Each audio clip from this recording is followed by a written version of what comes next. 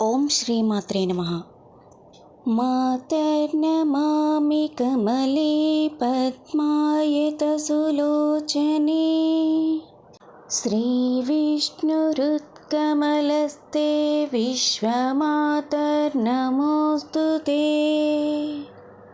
క్షీరసాగరసత్పుత్రి పద్మగర్భాభసుందరీ లక్ష్మీ ప్రసీద సతతం విశ్వమాతర్నమోస్తుతే.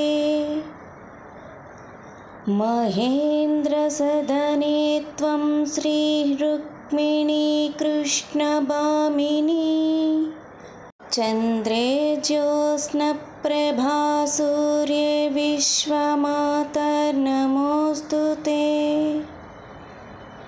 స్మితాననే జగద్ధాత్రి శరణ్యే శుకవర్ధిని జాతవేదసీ దహనే విశ్వమాతర్నమోస్తుతే.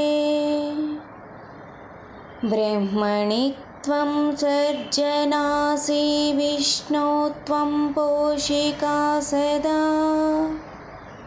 శివే సంహారికా శక్తిర్విశ్వమాతర్నమోస్తుతే. త్వయా శూरो గుణీ విజ్ఞో ధన్యో మాన్యః కులీనకః. కళాశీలా కళాపాఢ్యో విశ్వమాతర్నమోస్తుతే. త్వయా గజస్తురంగశ్చ స్త్రైణస్తృణాం సరఃసదః. దేవో గృహం గణః శ్రేష్టా విశ్వమాతర్నమోస్తుతే. త్వయా పక్షీ పశుశయ్యా రత్నం పృథ్వీ నరో వధూః.